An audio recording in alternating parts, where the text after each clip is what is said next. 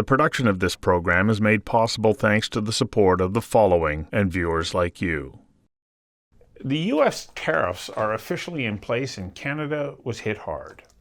The rhetoric leading up to the imposition of the tariffs focused on a need to develop new trading relationships and expand existing ones. Canada and France have a trading history that goes back hundreds of years. And in 2016, Canada signed the Comprehensive Economic and Trade Agreement with the European Union. The signing of the agreement opened up greater tariff-free access to France and EU countries. According to Jean Monnet Network at Carleton University, trade between Canada and the EU has seen an exponential growth since CETA was implemented. According to the report, France was the number 4 trading partner with Canada, valued at $4.4 billion in trade in 2021 and growing. Now is the time to seize on strengthening and building our trading relationship between British Columbia, Canada, and France, says Nicolas Baudouin, the French Consul General in British Columbia. The opportunities are vast and go beyond agri-food, agri-tech, high-value food, and aeronautics, says Baudouin. I invited Consul General Nicolas Baudouin of France to join me for a conversation that matters about the opportunities and the challenges of increasing trade with one of our oldest international partners. Consul General, welcome. Thank you, Stuart, for having me. I'm very glad to be here this afternoon with you. When you take a look at the opportunity to really seize the moment, because it's a moment that has been created by the United States and the imposition of tariffs, not just to us, but it's affecting France as well. True. Do we in British Columbia matter to France now, and increasingly so? Very good question. I think you do, because you have a lot of things that we need to build more resilient economies. I think we are all on the same boat when it comes to this issue. You have critical minerals, very important issue, very important matter. You have energy resources. You have an agri-tech sector, which is also very dynamic, and you have very strong innovation ecosystems with a huge pool of talents. And so I think it's very important that we get that story out. It was a bit challenging before, but as you just said, things have changed and people are realizing that there is untapped potential in BC for French companies. Well, let's take a look at a couple of those opportunities. You talk about critical minerals. We know that there are at least 17 of the critical minerals that are known ore bodies or deposits in British Columbia that are awaiting the approval processes to be able to develop them into mines. How does that opportunity work for a French company that says, number one, we want to invest in that, but number two, we want to invest because we want to be able to secure supply into France, because you have huge EV mandates and a variety of other initiatives underway that are moving you towards a greener economy? No, you're absolutely right. There is a very strong push in the EU to decarbonize our industries, to decarbonize our real estate sector, and more going towards electrification of uses. So being able to partner with Canadian companies to develop those assets, I think is very important. Not only because we may not have the scale that you have here because of the landmass of BC, for instance, but we can provide some expertise when it comes to engineering or refining those products. And most importantly, I think I'm not an expert in the mining business, but I think when it comes to trading of commodities, you need to have a certain certainty in terms of procurement and purchases of your commodities. And that's what France and the EU markets are probably able to provide and certainly want to pursue with Canada. The production of this program is made possible thanks to the support of the following and viewers like you. In British Columbia, we kind of pride ourselves on our commitment to high environmental standards. How important is that to France when making investment decisions? It's critical. It's a very good point that you're raising. ESG, environmental, social, and governance issues are first and foremost in France and the EU. We have a framework which is pretty advanced when it comes to these criteria and how our companies are mandated to report and abide to those standards. And I think the fact that Canada and BC in particular are very advanced in this sector is, I think, an extra asset for the province in sort of convincing investors and companies to do more business with you. One of the interesting elements about investing or doing business, especially if it's in the resource sector in British Columbia, is the need to ensure that you have positive working relationships with First Nations. Yeah. Does this enhance our ability to develop strong trading relationships with France? It's a good point, and it's an interesting question, which sometimes is a bit overlooked by foreign investors, for instance, like French or European ones, because that's something we are less exposed than companies operating in BC. Having said that, I think it's very important that all companies are aware of the specific situation here and the need to engage meaningfully with First Nations and to have the right support to be able to do that efficiently. That's certainly one thing that we're trying to raise when we engage with our companies, and I think this is something that is very important that the province and all stakeholders locally are aware of, because that's also a way that is going to make things easier for foreign investors to come in BC. Earlier on, you mentioned the fact that we have energy resources. And in British Columbia in particular, we have natural gas. Yeah. How important of a resource is that to France right now, especially when we take a look at the geopolitical elements in play, the war between Russia and Ukraine and how that's affected the supply of gas into Europe? Is it practical for us to consider that British Columbia could be a source of natural gas to France? The short answer is probably not, because of geography, and also because of the fact that France, compared to other European economies, is less reliant on natural gas for its power system, power generation system, than other economies, like say Germany. As you may know, we have a very strong nuclear sector. 70% of our electric mix is generated through nuclear, which has proven to be actually quite an asset after the war in Ukraine started.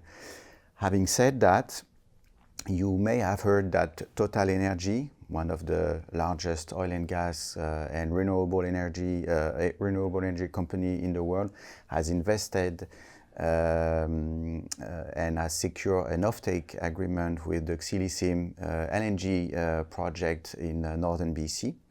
So that means that what is happening in BC is very much on the radar screen of major companies everywhere. And I think the fact that you will be able to inject additional capacities in a global market will probably contribute to make it a bit more fluid and more economically interesting for operators, including those located in Europe. The production of this program is made possible thanks to the support of the following and viewers like you. One of the other areas that I find very interesting in the relationship between particularly British Columbia and France from a business perspective is in aeronautics. Yes. And I think a lot of people wouldn't realize how strong that is. Explain to our viewers, what's at work here between us, and why is this important to both countries? Now, thank you, Stuart, for raising that question. And an interesting story that I came across when I arrived is a very moving one too. Is the one with Conair Aviation, which you probably know, based in Abbotsford. They do manufacture and retrofit Dash 8 water bomber planes. And it happens that France is the only country in Europe using both the Havilland, the 415, for instance, the larger water bomber, and Dash 8 converted by Conair. So actually we bought 8 of those planes, and they are actually being used, unfortunately, every summer during the wildfire season. And this has been an amazing partnership between our civil protection units and Conair. So great illustration of the complementarities of doing more trade, raising the profile of a company from BC in France, and probably also for Conair able to access, because of that experience in France, a wider market that is the European Union, because you have a lot of countries which are only using the Havilland, the Canadair, we call them Canadair, it's quite telling, in Europe. Now, France is a leader in avionics. Yeah. You've got Airbus. How does Conair benefit then from trade with European suppliers that help to ensure that their products that they're building are better? I think basically it's all about being also competitive and being exposed to people who are maybe doing things slightly better than you, or that can help you make your things slightly more competitive. So in those planes, for instance, for Conair, again, I'm not an aviation expert or engineer, but I think they can probably incorporate within those planes some technologies that are made in France.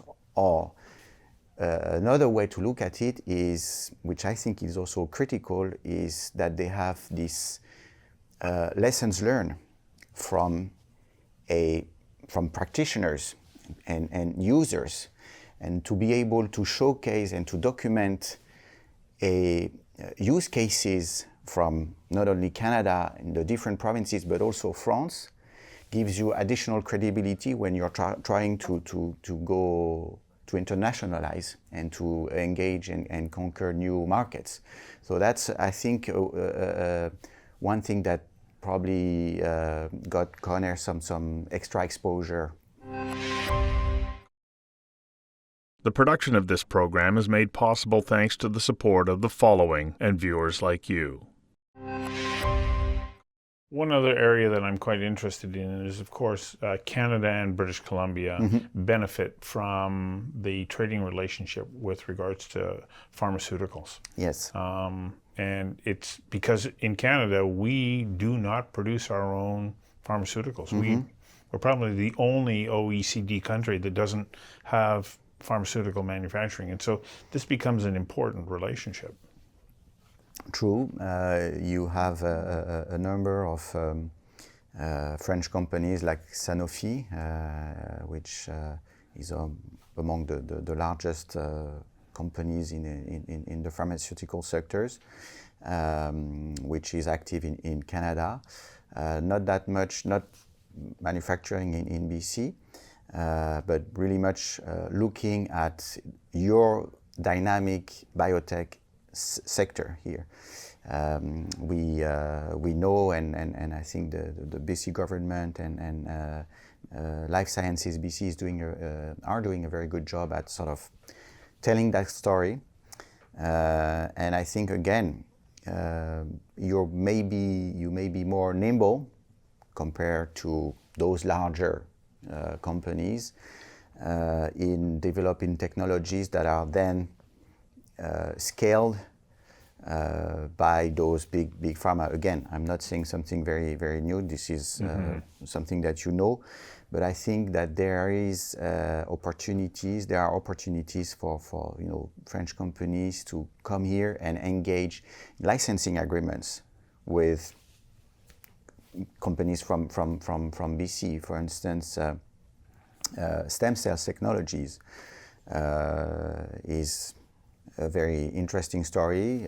They have a footprint in France because also we have a very dynamic biotech industry. So again, simple illustration of the complementarities between our two economies. So as we look to say, okay, we want to strengthen and expand these trading relationships, and there are Canadian companies that are going, okay, we want to explore that. But it's not just as easy as going, I'm going to knock the door and walk through. What are some of the most important steps that an organization that says, okay, we want to start to distribute or take our product into France, what do they need to be aware of to ensure that they can do that in a relatively timely manner? And I know that we're talking probably a couple of years anyways, but still, you have to navigate your way through a variety of different regulations. What are the major ones that they need to take into consideration? I think the important thing that they need to be aware of is that they can find support to do that. They can reach out to the Canadian Embassy, for instance, in Paris, to the provincial jobs and economic development ministries network, which is based out in London, to get more market information, market-specific knowledge. They can work with Global Affairs Canada, the Trade Commissioner Services, which are providing those specific type of advice and mentoring for SMEs willing to explore those markets. And more importantly, I think it's important that they go underground. Going to Paris, you can fly direct with Air France almost every day, 9-hour flight. There are worse business trip destination than going to Paris, if you want to take my advice. And then engage with the local stakeholders. There is a French-Canada Chamber of Commerce in Paris, which is also doing quite a lot of work. And the fact that we have also very important trade shows, like for instance VivaTech, one of the largest trade show and tech show in the world, where this year Canada was the country of honor.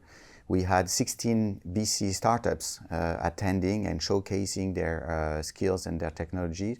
And for the first time, I was very happy to see that the provincial government engaged and visited with Minister Gibson and Minister of State Glumac, spending a day in Paris.